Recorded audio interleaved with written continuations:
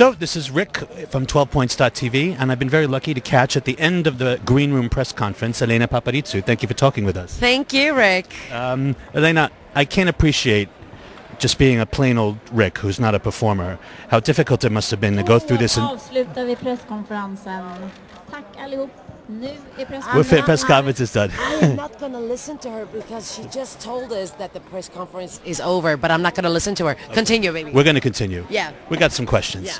Yeah. How difficult has it been to get through this week, to come back to Sweden and perform? And I mean, how did you feel this week? Well, I felt amazing. You know, I haven't been in Sweden with my music for over 7 years.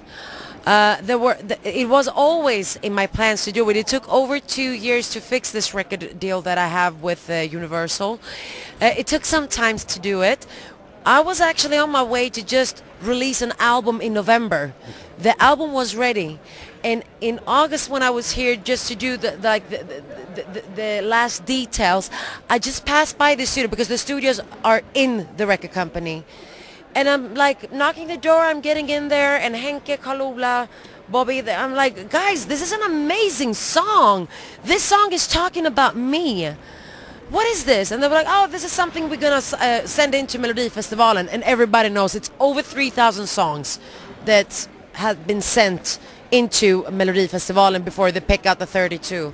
And I'm like, no, guys, I want this on my album. No, Helena, we're going to send this to Melodifestivalen. So as a coincidence, here you are. Yeah, and I told them, guys, then I'm coming with it.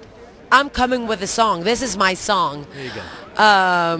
And the funny thing is that they always say to me, oh, Christer Björkman has been asking you for over 10 years to participate at Melodifestivalen. This year I came by myself, and I'm really proud of it. But you really did come by yourself, because my impression when you would appear on stage, I thought big show, like when you did My Number One.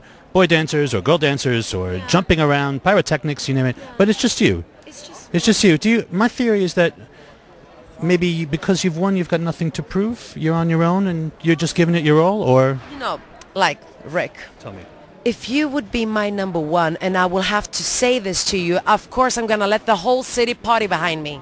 You are the one. You're my number one, Rick. Yeah. But for me, telling my story of things that I've been through and telling to everybody that I'm a survivor, I have to do that by myself. It's my responsibility to be the survivor. Okay.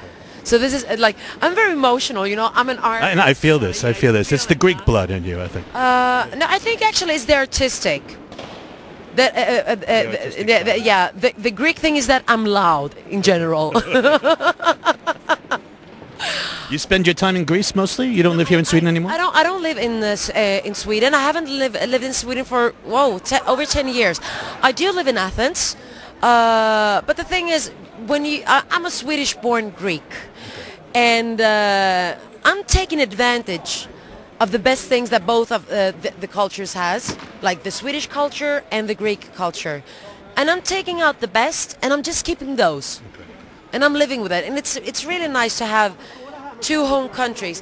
For me, Sweden is the country that I was born here. I was raised here. If it wasn't for a typical Swedish guy called Jonas Siljemark, if he wouldn't find me, nobody would even know me today. So it was actually in Sweden I was discovered as a singer. Okay. Yes. Helena, thank you so much for speaking with us. It's been fab. You're fab. You're fab. You're fab. Did you like the song? I loved it. I loved it. Did you have time to vote? I certainly did, and you were the only one I voted for. So, thank you very much. And best of luck at the Andra Hansen. Thank you. Yes. Hopefully we're gonna meet each other. Yes, we will. We will. Cheers. Bye.